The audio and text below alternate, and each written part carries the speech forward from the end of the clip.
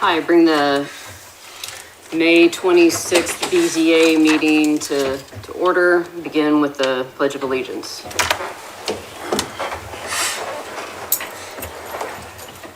Pledge allegiance to the flag of the United States of America and to the republic for which it stands, one nation under God, indivisible, with liberty and justice for all.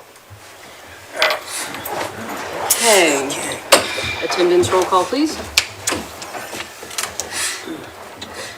Carrie Simpkins. Here. Bill Crawford. He's absent. Jeff Fisher is absent. Aaron Price. Here. Leota King. Present. Bill McDaniel. Present. Jeff Westling. Present. And Beverly Rude. Okay. I'm going to go ahead and, before we go on to the approval of the minutes, I did want both petitioners to realize that because we are short today on people, it's a 5-member board, but you do have to have a majority of the board, meaning you have to have all 3 votes tonight. So sometimes that can get confusing, but without the other 2 members here, just as a FYI before we got started.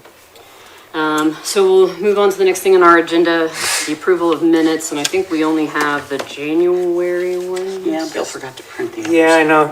Way to go, Bill. I know. We can't blame Bev this Yeah, time. I done my job. Okay. So we have the Make a January. motion to approve. I'll say. All those in favor of accepting the minutes as presented? Aye. Aye. Same. If you opposed? No, we're good. Okay. All right. Moving on. Minutes are approved. On to the public hearings. The first one is Petition 15499, Karen Tower, Golay Legacy Farms LLC. This is a variance from the development standards that requests relief from a minimum lot size of 3 acres in an A1 district to permit a lot split of approximately 2 acres from a 115.89 acre parcel. Go ahead and come on up and talk to us about what you're doing. Hi. We are asking for relief of the 3 acre to partition off an existing homestead lot with outbuildings. I think you guys have the diagrams, right? I believe so, yes. With the barn and the house. And I checked, and there's plenty of room for a septic field if we need to do the septic field at a later time, or if they need to do a septic field. And we want to maximize the farmland as much as we can, and yet we want to square the lot off. And so that's where we came up with approximately 2 acres. It might be just a little less. You know, we haven't had it surveyed yet. We wanted to make sure we could get it approved Right, before yeah. we had it surveyed off. The existing tenant would like to buy the property. They've been a good tenant, so, you know, we just thought we would see if we could partition it off and let that be available to them, as we're in the business of farming, not the business of being a landlord. So, and we've got plenty of other houses to take care of, so. Do you have a copy of that map? I know it was in my packet. But Yeah. it's not in this. Okay, well, So this is on 550 West, it's on Bentonville Road, north of Bentonville. It's a gray house, the guy, is that right? It's white, it's right past Ripburger's. Oh, on the okay, left. yes. Now I know exactly what you're talking about, yeah. Okay. And, I mean, the next house is a small lot too, but again, you know, and it's our property that butts up to it. There's just a different owner across the road. I see. So, Okay, you know, thank you. it's all our property on all sides of it, so it shouldn't. Anybody have any questions? No, this is very similar to what we had last month, I think. And it doesn't make any sense to me that they have to have 3 acres for a house to put on. I make a motion we approve Well, this. actually, we need to make sure there is anybody else that wants to Oh. speak on the matter. I'm assuming not, but want to make sure before we, okay, so, yes, accept motions. I make a motion to approve. I'll second. Okay, roll call. Carrie Simpkins. Yes. Aaron Price. Yes. And Leota. Yes. Welcome. Okay. Before we move on to the next petition, because that went so quickly, if I may, my understanding of the reason why there's a 3-acre Leota is it's about making sure that there aren't several splits and you don't end up with a lot of homes out in the middle of the county. 3 acres is, some communities would put in 10 or 40-acre minimums in order to try to limit the amount of housing development out in the county. Fayette County did 3, and so that's what it's about. It's about making sure that ag stays ag, and That they don't wind up with subdivisions instead of farms. exactly. Yeah. Well, a good example of before this was changed, is if you go down into Jennings Township, along those roads, you end up with a de facto subdivision, because with one person who made many small splits. Yes. Yeah. So there's lots of houses on 1 acre, small houses on 1 acre, but most of the 1 acre wasn't maintained, and it was, yeah. At any rate, little random education as to why. Okay, so moving on. Petition 15511, petitioner Laura Martinson, Springfield Sign, Boundless Operations, Scooters Coffee. This is a petition that requests relief for the minimum sign area to permit additional sign programs, square footage of 28 feet, and building square footage of 37 square feet due to corporate standards. So come on up and talk to us about what you're doing. My name is Chris Hampton, Hi, Chris. instead of Laura. Chris what? Hampton, Okay. do you guys have all this? Yep. Okay. Scooters did redo their brand standards about 1.5 years ago. They did increase the size of their signs. They also changed the style of them. Before, they were just like a acrylic push-through type letter that looked like just a cheap cabinet sign. Now they've gone to the channel letters. Channel lettering is kind of a weird deal because each piece has to be bent. When they get smaller, the harder it is to construct them. So, and due to the size of our buildings, almost every one of these we're having to do a variance on, every one they build. May I interject for the board members to understand something? Because when we adopted the sign regulations, it was based on, we try to be generous to allow people a lot of options of how they use the actual sign program. So there's a total square footage based on the size of the structure, and so both the on-building signs, the signs, and then the entire sign program. So that's why this request is being made, which is unusual because an extraordinarily small building. Extraordinarily small. Yes. And they're kind of in a niche market. It's a strictly drive-through, correct? Correct. Yeah. And so there's no sitting at all. And just studies been done, the more signage, the better you have, customers. In this case, they're just trying to get out there. I mean, they're relatively new, but they are investing in a lot of, and I say smaller just for the fact they're in 300,000 population towns down to, I think this is 6 or 7,000 probably. Is that It's correct? around 12,000. 12,000? 13. Okay, yeah. So I mean. Give us a little bit of credit. Yeah, no, I was that's, like including the county, but then I was like, well, it all runs together now, right? yeah, Yes, but yes. they're starting to invest more in smaller communities, just because some of the bigger coffee shops will not, to be honest. And so the size of their signage has made us get this subsequent request for the variance. If you can see on there, I don't know how small your papers are. I mean, aesthetically, they look fine, but just the signs, and I have a little bit bigger paper, so maybe you can see a little bit better. I mean, aesthetically, they look okay, but just like Bill said, the way the codes are written, it just doesn't allow for that big a sign, so. Oh, I mean, it's not like the whole side of the building is, but they are a little bit bigger than normal just because of the size of the building. yep. Like I said, they are channel letters. They're not just the cheap looking plastic ones, so. Does anybody have any questions or? I don't think so.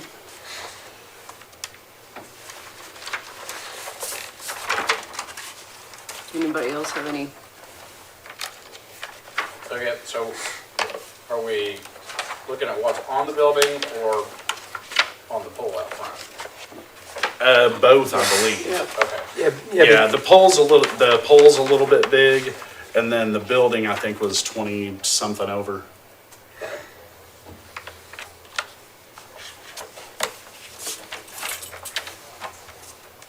And I can't answer the question why they changed their standards. That somebody new was in charge.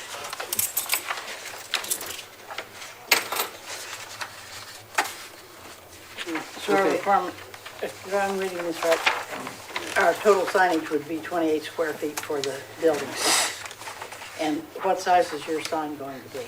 That was 28 over for the whole building. I believe is what that was, am I correct? Bill? Yeah, it's 28 square feet over for the whole building. The side signs, I think, are 6504, I think. The front sides are 28 and a half. But that was added, that was a cumulative for the whole building, it's 28 square feet over.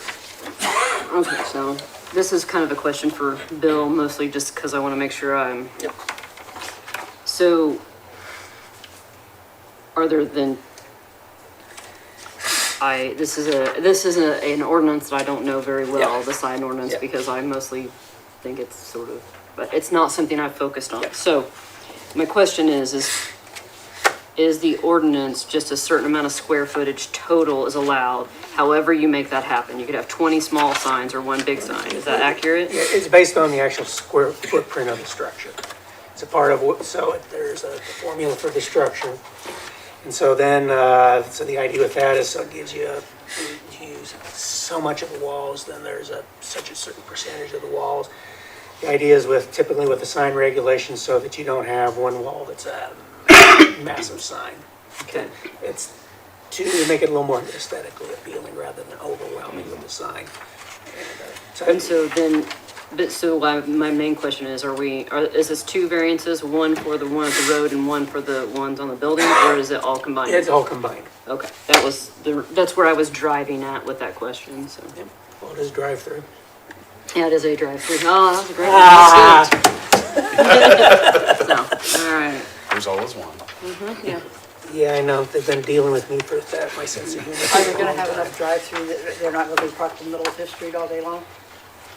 Or all morning long? I hope so. That's honestly, they can wrap around the building before that would ever happen. Yeah. That's, I mean, I live in Springfield, Missouri. We have them there, and there's about 5 other ones, and nobody ever gets out of the street. Well, we've had a problem with our McDonald's up on 30th Street is the road. State Road 1 is a busy road. Yeah. And I have visions of Fifth Street being backed up all the way Yeah. down to the traffic light or something. And that would not be a good plan. Yeah, no, I understand that. So I'm hoping you've got, Yeah, they're that should, gonna be able to yeah. go all the way around the building Yes, before they they hit the can. drive-through. They can, So they have some parking space. yeah, It's also doubled. yeah. Yeah, there's 2 lanes through, Yeah. just like they're doing with the replacement McDonald's. So they've got double lanes. Very good. Yeah, I do think there's, They've tried, yeah, because there's some that aren't, but they're on a lot bigger lots, and so they can Well, I know lengthen the parking lot I quite know a that bit. that lot's pretty small as well as Yeah. building, so Yeah. that's, No, Yes, trust me, much I room for understand. When cars. Chick-fil-A went in, oh yeah. yeah. okay. All right, any other questions? Okay, all right. Is there anybody here that wants to talk about the signage at Scooters? All right, go ahead and have a seat. All right, thank you. Do I have a motion to, technically we should close the public meeting first.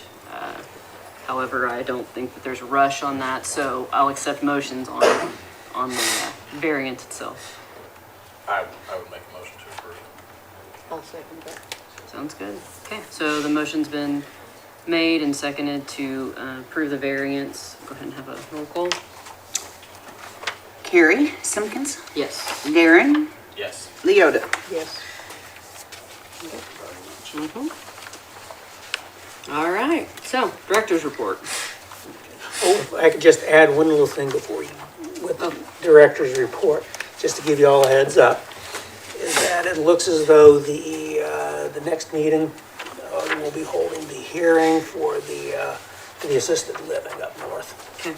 So, just to give you a heads up with that, and they're supposed to have the documents to me by next Thursday. Okay. When is the meeting? Oh, that will be the 23rd of June. Okay. Thursday, 23rd. So, Thank you guys very much. Okay, This is a lovely little, Thank you. thank you. it really is. Have a good evening, guys. You too. All right. Anything else in your director's report, or? No, it's, but just once again, I just added, so the additional fees that are being generated. All right. Accept a motion on the report. I'll move to accept. I'll second it. All right, it's been moved and seconded. Do we roll call on that one? I don't recall. All right, so all those in favor of accepting the director's report, signal by saying aye. Aye. Aye, all right. Passes. Accept a motion to adjourn. So moved. All those in favor by saying aye. Aye. Okay, now Meeting if you can get those signatures for me?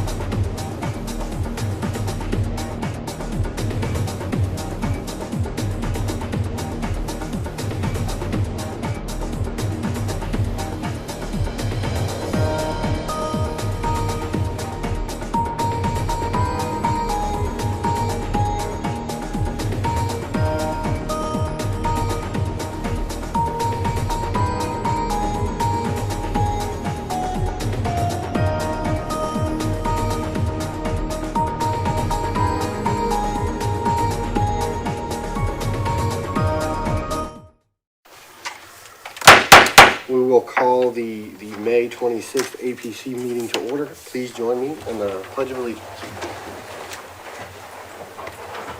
I pledge allegiance to the flag of the United States of America and to the republic for which it stands, one nation, under God, indivisible, with liberty and justice for all.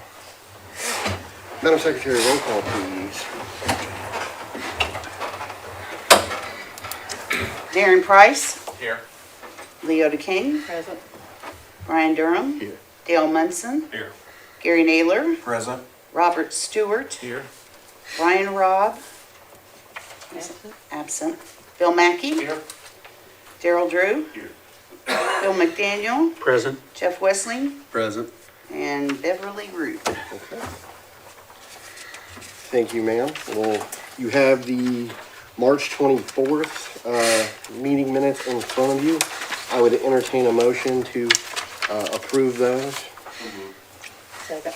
All right, all those in favor signify by saying aye. Aye. Any opposed? Motion passes. Okay.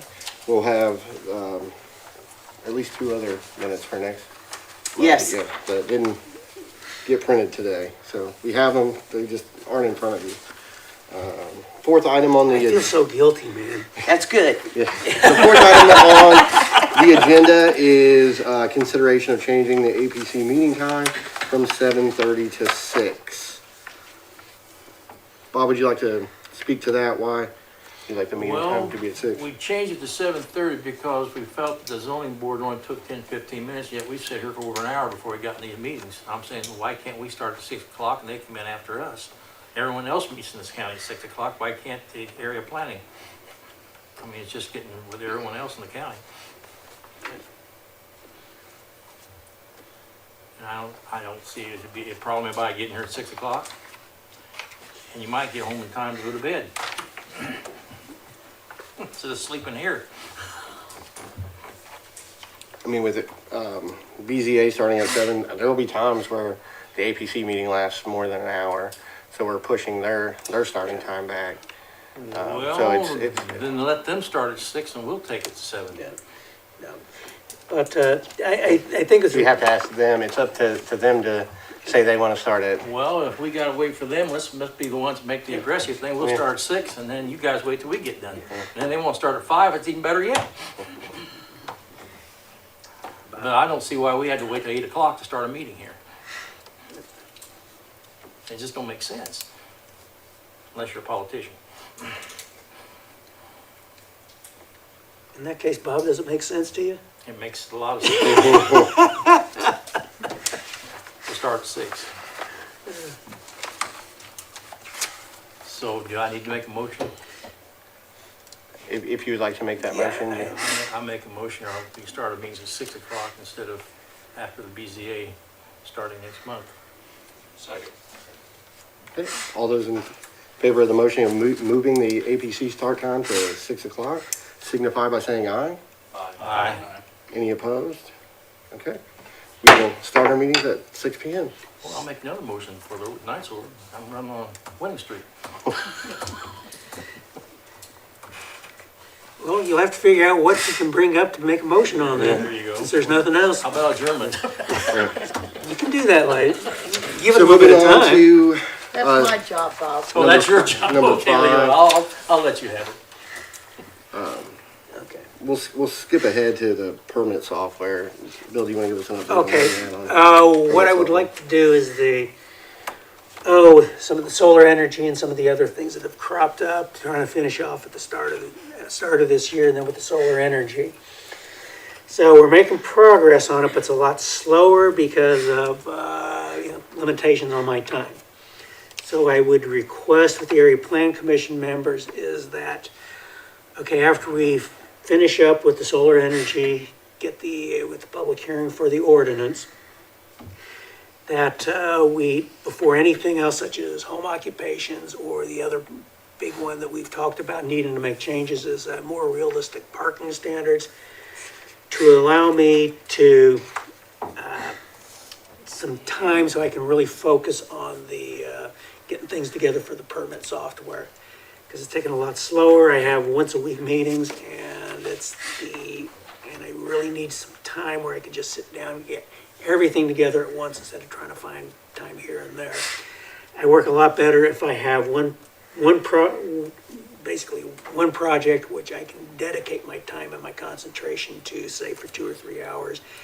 And particularly in the mornings is when I do that best, when I'm most mentally fresh. So, I mean, this is nothing to vote on right there, but it's just asking the board members to take that into consideration with the next project we will take on. Because I know there's several things important to take care of in the zoning code. But right now there's really, I think a high priority really needs to be placed on my time to finish up with the, working with the iWorks for the permit software, so we can get that up and running, and then get that up and running, then also get the online payment for the area plan commission up and running. So, Well, and also, Bill, don't feel like you have to do everything yourself. I mean, that's what we're here for, is to work on those types of things. There's a lot of groundwork that can be done. Anybody who wants to, in the meantime, do some of the research and the groundwork on some of these code amendments, I'd really appreciate that. And, because I know Brian and I have had multiple conversations with both of those, so, that would be fantastic, so. Previously, we had a subcommittee that included Darren, myself, and we had one more on that subcommittee, and I don't remember who the other, and Bill, on a subcommittee for that. I would like to start that subcommittee again. If we had one more willing participant from the board to serve on that subcommittee. It's not a whole lot of time. This is what, the one for the home occupation? No, just the, going over the zoning code like we. Oh, the previously review, did, yeah. The review of, and looking at some of the interesting things that appear in there. Yeah. Is there anybody else who would like to serve on that committee with Darren and myself? If no one else is interested, Yeah. I'll help. Okay. Yeah. So there's, Yeah, and As long so, as you can make it fit in my schedule. yeah, well, I think there's also a lot of things is to, I think there's a lot of coordination and then conversations that can be, go back and forth with, reviews, and then, sending your reviews and comments among one another also. So a lot of that probably done at a, not necessarily meeting face to face, particularly as you're reviewing the documents, and then, essentially marking your up, making your comments for the particular sections. So I guess you're willing to then act as the chair for it. yeah, that's fine. And if you could set up the, or just, basically which topic you're going to work on and clear up one topic at a time. Yeah, we can do That, I think that'd be a good approach, and it'd be immensely helpful. Yeah. So we'll go back to number one, Hoosier, or solar energy. We do have a public hearing coming up on June the 9th, but we have, and I'm sorry, I didn't catch your name. Andrew Hinckley. Andrew Hinckley here from Hoosier Solar to give us a presentation. Mr. Hinckley, I'll invite you up to the podium here. Who's he with? Who's your solar? Yes.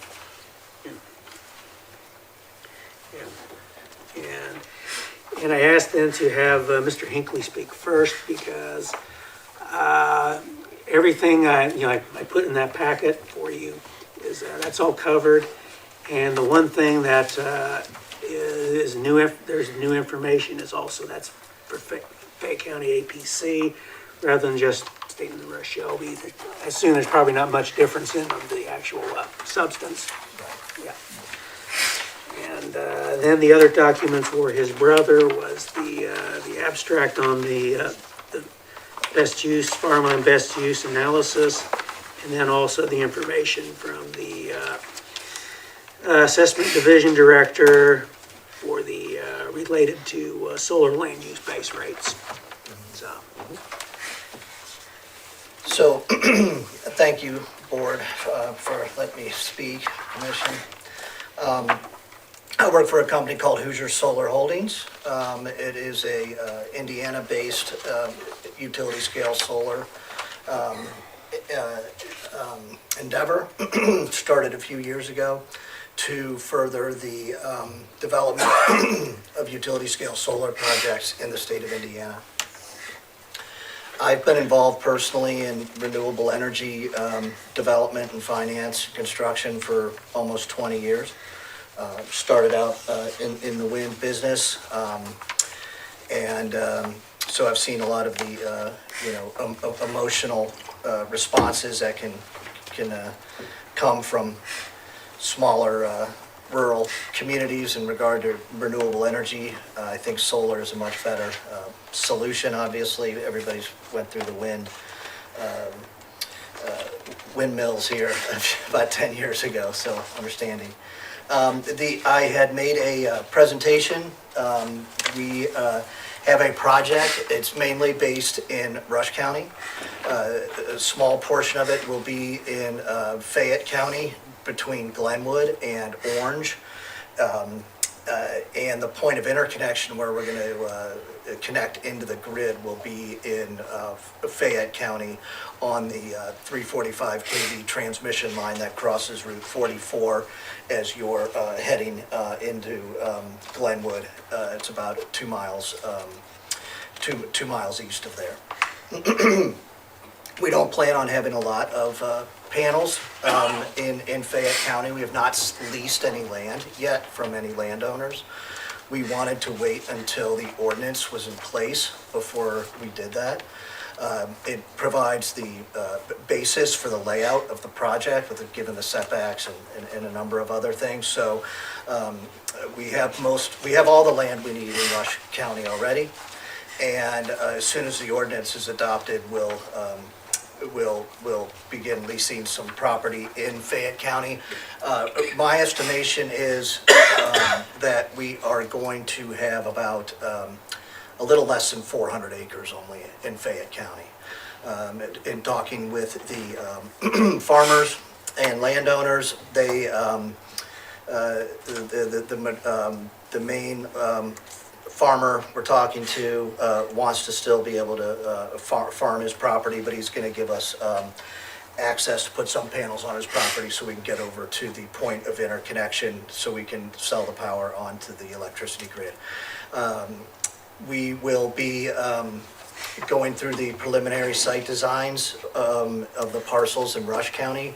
We'll have those in the next few weeks, and then we hope to file our applications in Rush County in probably in the month of July. So we've been in Rush County for about a year and a half, 2 years. So that is that's kind of the status of what's going on here in the general area with us. We're not involved with the other project that's in construction right now in Henry and Rush County. We're just solely focused on the project we call Rush 2. We're also going to build 2 smaller projects between Glenwood and Rushville. One on the county of Rush County's property, and the other on some local farmers' property. There'll be 20 megawatt projects that will plug into the Duke 69 kV kV lines adjacent to those 2 areas. So we have 2 small projects and then 1 large project in Rush right now. Why we're here, obviously, a few years ago, some folks who have done a lot of work in power marketing and economic development in the state of Indiana saw that a lot of the coal-fired plants were going out of commission in Indiana, and there needs to be some sort of solution to generate electricity. So the cheapest and most effective way to fill the gap right now is with solar energy. It's just a fact. That's where the technologies are. Solar is by far the cheapest energy that can be installed, and that was the opportunity that we saw existed. We are in 4 counties in the state of Indiana.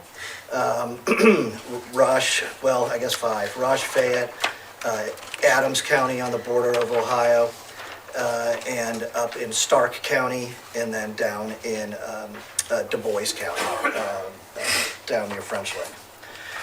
This is an attractive solar market. I know utility scale solar is new to Indiana, but it is. I'm on page 4 now. So the growing demand for renewable energy by utilities and large corporations is another reason why we're here, and access to market via transmission lines with adequate capacity. So Indiana's in a unique position. There are 2 regional transmission operators in Indiana. The PJM, which is basically the Atlantic grid that goes east to the Mid-Atlantic region, and then the MISO, the Mid-Continent Independent Systems Operator, which is the Midwest grid, but also goes up into Canada. So there's 2 electricity grids in Atlanta, in Indiana, which doubles the amount of off-takers or potential utilities that can buy the electricity from you. So also the additional, flat, dry land in rural areas without natural hazards or environmentally sensitive areas, another reason. And those are basically the main reasons why we're here. Go on to page 5. This is a timeline that has changed over time. The PJM, which is the Regional Transmission Authority that we are interconnecting into, had so many projects in their interconnection queue that it took them about a year to clean it up. So that delayed us by about a year, but it delayed, projects all over their service territory, essentially. We are finishing our site control right now. As I mentioned, we have all the land we need in Rush, and we'll start working on Fayette as soon as the ordinance is adopted. And then interconnection would be, the interconnection process in this case, from the time we file the interconnection application to the time that we go operational is 4 years. So these projects take a long time and a lot of effort and to develop and permit and construct. Permitting, like I mentioned, we're going to begin that in July in Rush. The system design will be, it has already started and that will continue. We'll do preliminary engineering, then we'll refine those site designs. Procurement is the buying of the solar panels and related equipment that will begin towards the end of the year. And then construction will begin on these projects in October of 2024. So one of the most interesting things here is on page 7. We had a visual simulation. A lot of the pushback is, well, what is this going to look like? What we don't like it. It's going to look bad. I don't want to look at it. So what we did is hired a company called Saratoga and Associates to come out and do visual simulations. So most of the project will be east of County Road 850 West on the Rush. That's basically the county line, and so that the west side of that is Rush County. So this is a picture, obviously taken in the winter. The second page is simulated condition with the panels and the fencing and no landscape mitigation. Of course, we are going to mitigate with landscaping onto page 9 and plant trees. These pictures were used using the Rush County setbacks, which are only 30 feet from the center line of the road. So the proposed setbacks in Fayette County are a little longer than a little longer than that. So this is after 1 year of growth. The second picture is the pine trees after 5 to 7 years of growth. So, the thought process here is for them not to be seen, just to have a nice skirting of trees, essentially. Any questions on that? And then there's some further pictures from the Orange Pike, which is the southernmost part of the project. You can see the panels there on page 12. And then page 13 is after a year, planting the trees, they're staggered, and then 5 to 7 years. There'll also be berms put in here and there to shield from people's homes. And that's effectively, a lot of the questions that we've gotten have come to what they're gonna look like and how they're gonna be perceived. So that's why we had those visual simulations done. The rest of the presentation is just on some PV fundamentals about photovoltaic panels, what they're made of. There's been, Bill had indicated there's been some talk about hazardous substances. The photovoltaic panels that we'll be using are essentially crushed baked rock. There is no, and the only thing inside the panels is the crushed baked rock, sand, and copper wires. That's what generates the electricity. There is no hazardous material or chemicals or anything, any of that nature in these panels. Okay. Well, I think one of them is, because I asked you the one question after I was reading the North Carolina State study, Yeah, is that the shift away from any of the solder that's being used is to, from a lead-based solder to That's a, right.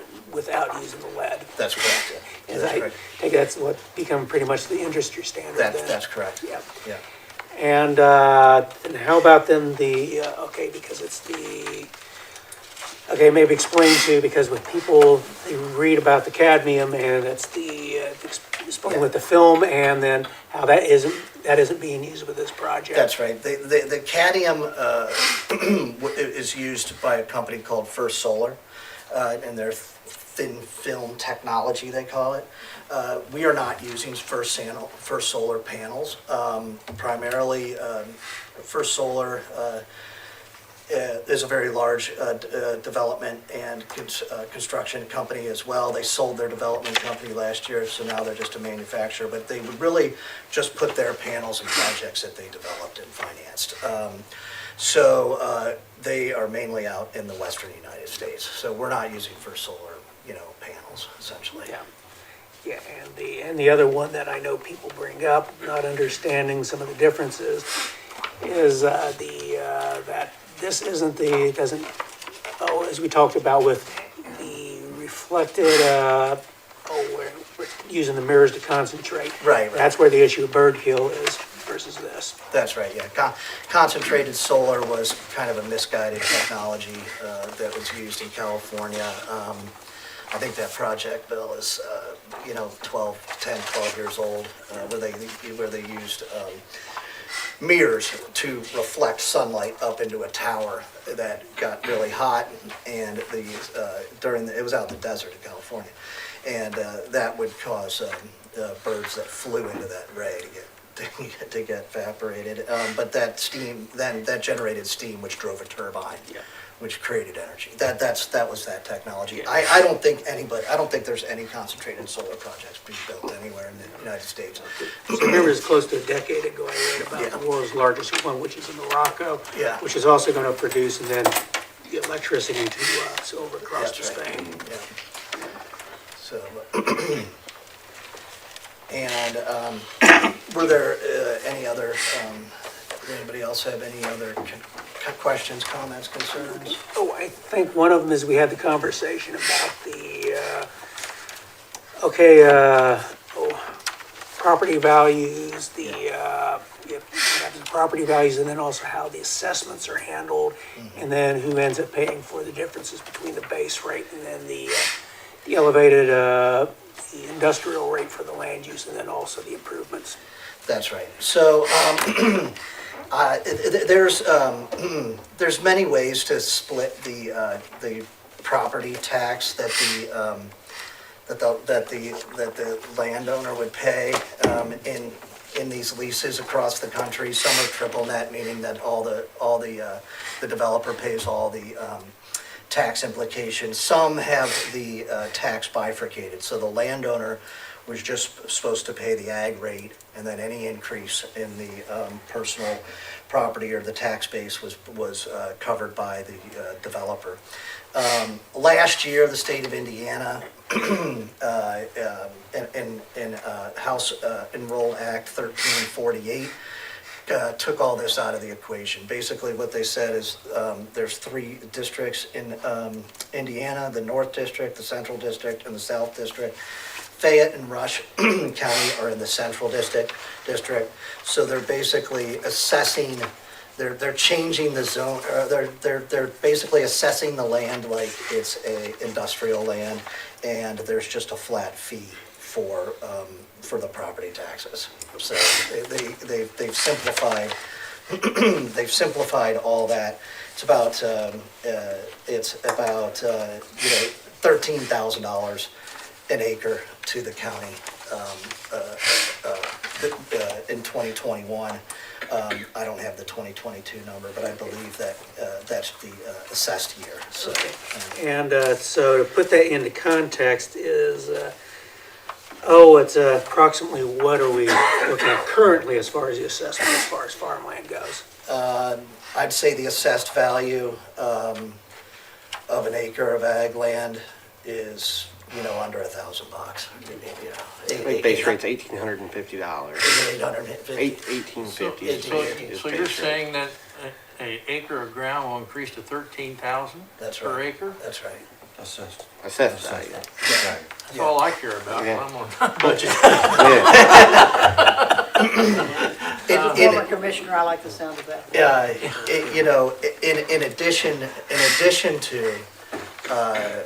In addition to any negotiated economic development agreement money as well that will come in, I have one more question. and equipment. You're saying most of it's gonna be in Rush County, Yeah, some in Fayette. yeah. If a neighboring farmer in Fayette County said, hey, I'd like to get in on this, is that a possibility? I think it is. I think there might be another spot in Fayette County that would be right for this. I purposely didn't talk to a lot of Fayette County landowners because there was no ordinance, so I didn't want to. Sure. I didn't want to stir up any controversy without coming before the county in the commission. There could be. There could be. Well, along that Glenwood corridor, there'd be several maybe eligible. Yeah, there would be. And I don't know if there's additional capacity on that line, but, there very well could be. So basically, if there are more individuals who are interested, is that after the project gets going, you have to go back through the interconnection process. Yeah, we would have to start over, but what we would do is maybe like a phase 2. So, this would be a 2024 project. We would maybe file an application for interconnection for a 2025 project, so it'd be a phased. And could you touch then on the, Oh, just one more point, Phil, about the Sure. economics. We have our lawyers tasked preparing economic analysis right now, mainly for Rush, but it's also for Fayette as well. So we will have some things to present, in fairly short order. The other important thing is we're going to build our substation in Fayette County. So that could be as much as $20 million worth of equipment, and the county might see a $10 million, over 20-year benefit from having that equipment in the county. Now, this remains to be seen. There's a little speculation on my part. I don't make any promises, but that's where things are coming at. okay, So the size of what you're building Yeah. in part is based on what you have available to connect into? That's right. Okay. Yeah. okay. And if you could touch on the importance of the restrictions, the importance of the proximity to substations, and also the transmission lines. Because when I've spoken to some people in town, they think it's like, it's going to be all over the place. Right. Yeah. And so I've come across things such as a workshop where Commissioner Munson was with me, and and it's that they need to be close to these transmission lines and then also substations to actually be desirable. Yeah, that's right. The closer you are to the point of interconnection with desirable land that's flat and dry and north-south sloping is obviously the benefit. That's what the people are after. Sometimes you have to take it, create a right-of-way. We will not have a right-of-way in this circumstance. We'll have the landowner signed right over to the point of interconnection. So there will be, most of the collection system is underground. So 75% of the collection system will be underground. That'll be all on the Rush side. There'll be a step-up transformer. There'll be above-ground poles that'll go across private land, a little less than a mile. You won't barely be able to see it from 44. It's several hundred yards at least away from the road. And it'll be behind a fence, and there'll be trees planted, and there'll be panels back there too. So the above ground part of the transmission will be a little less than a mile going over private land. Okay. You say you need to be near the transmission lines when you put these in. Yeah, Do wind farms do the same thing? they do, but they need to be near wind. They need to have the wind too. They're everywhere. Yeah, so that's why, you have long right-of-ways with wind farms, Yeah. because they need the three magic things. They need the wind too. Yeah. And I know that the last couple of meetings we had as we were discussing this was several of the Plan Commission members were also, as far as the decommissioning and how that goes both within the ordinance, with how the county is involved, and then also how that gets into the decommissioning within the actual contract. Yeah, that's all negotiated. I mean, I think Jeff knows the ins and outs of that, but it's, it's all negotiated with the county before any permits or the economic development agreement is struck. There's a decommissioning plan that is part of Rush's ordinance and part of your ordinance, proposed ordinance. So that'll all be part of that. A bond is put into place before construction begins. It's very well defined. The project is responsible for, removing everything and restoring it back to the property, back to exactly the way it was when we found it. How many acres do you need for In Fayette, plat? in Fayette County or in both? Well, if you're putting in a solar field, Yeah, how many acres is the minimum that you would do? that's a good question. Basically, there's a rule of thumb, a megawatt is enough energy to power 300 to 500 homes. You see a lot of so utility scale is anything 20 megawatts or above.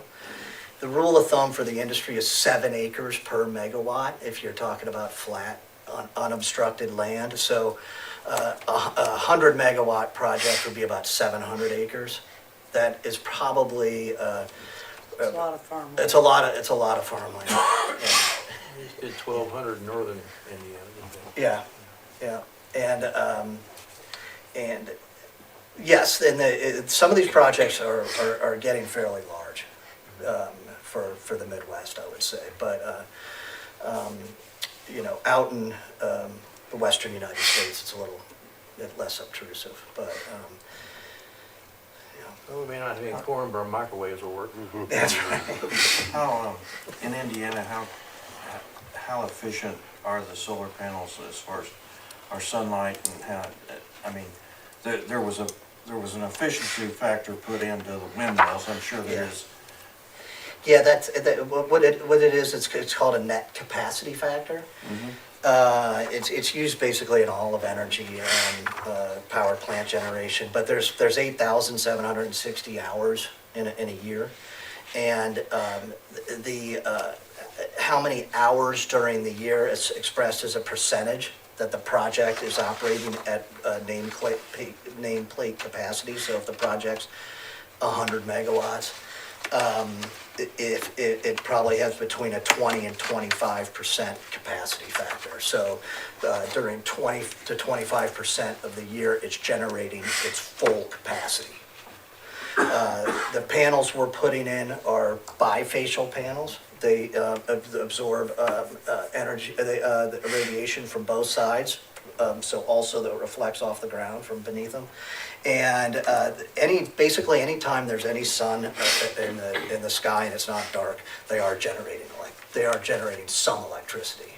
Yeah, so they're not, they might not be fully generating the full capacity that it can, but as long as there's any sunlight in the sky, they are generating electricity. Christmas lights, but you'll go the other way.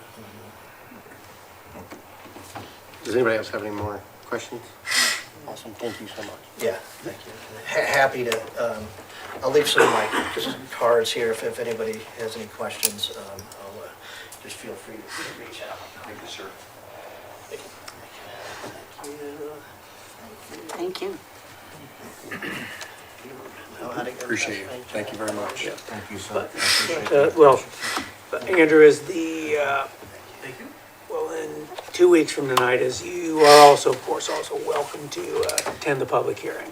Yeah, I was gonna ask you about that.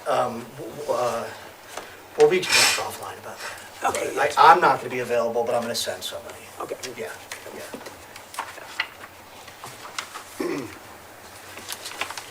So something else on the, as we go, zoning code update.